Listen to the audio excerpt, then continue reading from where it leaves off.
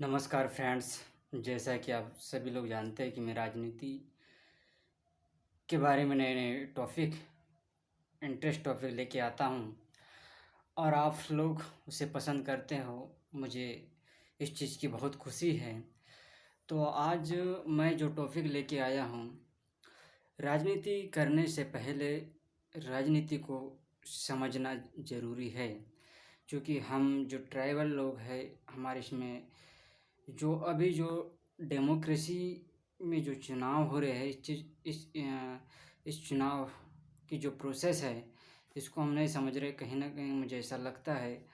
तो उसी को लेकर मैं एक टॉपिक आज लाया हूँ कि राजनीति करने से पहले राजनीति को समझना आवश्यक है।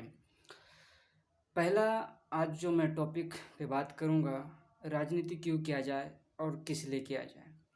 हम राजनीति करने का सोच रहे हैं तो क्यों करें, किस लिए करें, ये चीज़ का हमको एक हमारा जो दिमाग में जो ये बात आनी चाहिए कि राजनीति क्यों करें और किस लिए किया जाए।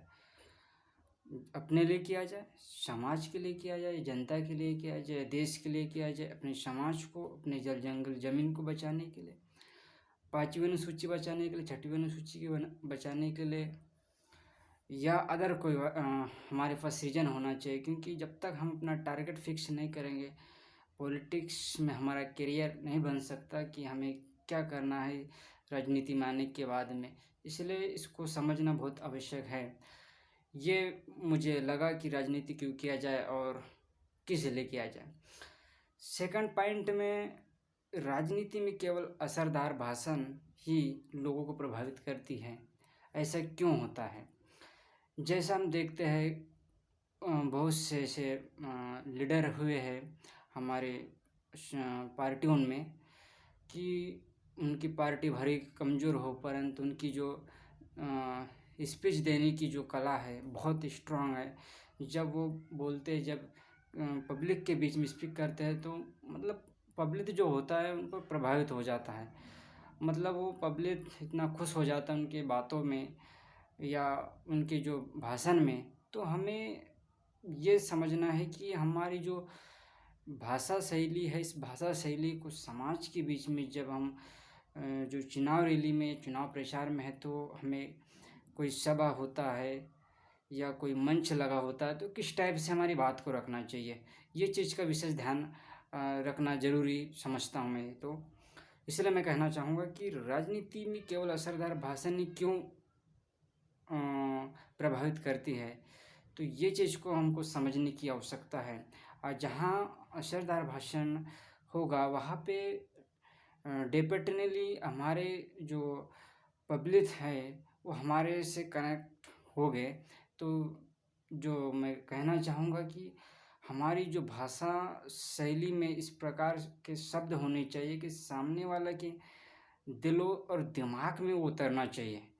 तभी हाँ, पब्लिक प्रभावित होगा और समझेगा कि जो जो हम लीडर जो चुनेंगे, ये लीडर परफेक्ट है हमारे लिए, हमारे गांव के लिए है, हमारे परिवार के लिए। थर्ड पॉइंट में कहना चाहूँगा, राजनीति किस लिए कर रहे हैं, खुद के लिए या जनता के लिए। ये बात पहले डिसाइड होना चाहिए कि हम किस लिए कर रहे हैं। हमारे लिए कर रहे हैं, हमारे परिवार के लिए कर रहे हैं, हमारे कुटुंब के लिए कर रहे हैं, या हमारे प्रदेश के लिए या देश के लिए। इस चीज़ को हमको समझने की आवश्यकता है। क्योंकि हम इस चीज़ को अगर नहीं समझेंगे तो शायद ही हम जीत पाएंगे इस चीज़ में। क्योंकि हमारा गोल होना चाहिए, हमारा टारगेट होना चाहिए कि नहीं, मैं इसके लिए करूँगा। क्योंकि हम देखते हैं बहुत से ऐसा नहीं है कि परिवार के लिए नहीं करते, खुद के लिए करते। बहुत से लीडर है हुए जिनकी फैमिली वर्षों से उसी पार्टी से, जब से सत्ता से बैठी है, उसका पापा बैठा, उसका दादा बैठा था, उसकी मम्मी, अब बच्चे। तो ये फैमिली जो लगातार जीतते आ रही है, तो कोई अपने फैमिली के लिए करता है, कोई देश के लिए करता है। ऐसे बहुत से पॉलिटिक्स लीडर हुए। तो इस चीज़ को हमको समझने की आवश्यकता है और ये सोचना हमको ज़रूरी है कि हम किसके लिए कर रहे हैं।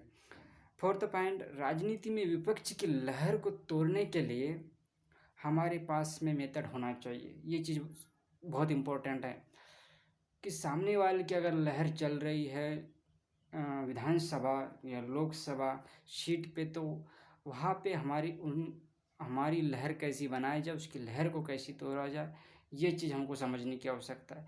अगर हम इस चीज़ को समझ गए, इस मेथड को अगर समझ लिए कि सामने वाले व्यक्ति की जो लहर है उसको तोड़ के अपनी लहर, जो विपक्ष में जो लोग खड़े हैं उनको अपने पक्ष में लेने की जो कला हमारे में, अगर हमने उसको टेबलिस्ट कर लिया या अपन ने सीख लिया, तो कहीं ना कहीं हमको लगता है कि नहीं, हम इस चुनाव में या इस प्रोसेस में हम सक्सेस हो गए और विपक्ष में जो वोटिंग है वो हमारे पक्ष में आ जाएगा।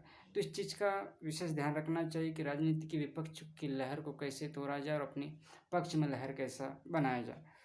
लास्ट पॉइंट मैं कहना चाहूँगा, राजनीति में जनता आपके समर्थन में है या नहीं, इस चीज़ का हमको ध्यान रखना है। हम देखते हैं, हम ये सोचते हैं कि जनता हमारे समर्थन में है या नहीं, ये चीज़ का हमको पता कैसे लगेगा, ये चीज़ हमको समझना ज़रूरी है। हम देखते हैं कि बहुत से ऐसे अभी चुनाव हुए हैं जो लहर किसी का रहा लेकिन जीता कोई। तो ये मेथड क्यों होता है? हम ये तो उस व्यक्ति का प्रभाव उस गांव या उस विधानसभा या उस लोकसभा सीट पे ज़्यादा हो, या उस पहले जो चुने हुए प्रतिनिधि, जो उस पार्टी के जो लोग रहे होंगे, उन्होंने उस विधानसभा के लिए कुछ अच्छा कार्य किया होगा।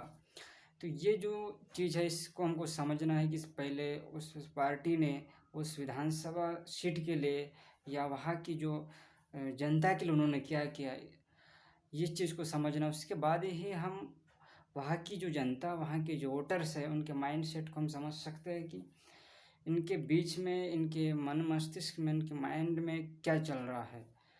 तो फ्रेंड्स, ये चीज़ को हमको बहुत ज़रूरी है समझना, क्योंकि ये पॉलिटिक्स में अक्सर होता रहता है, क्योंकि पब्लिक किसी के समर्थन में होती है लेकिन वोटिंग के बाद पता चलता है कि जीतता कोई और है। तो ये चीज़ को हमको समझना है, क्योंकि राजनीति करने से पहले जो चीज़ समझना चाहिए, मुझे लगता है कि इन चीज़ों पे विशेष ध्यान देना चाहिए। आई होप कि ये वीडियो आपको ज़रूर पसंद आया होगा।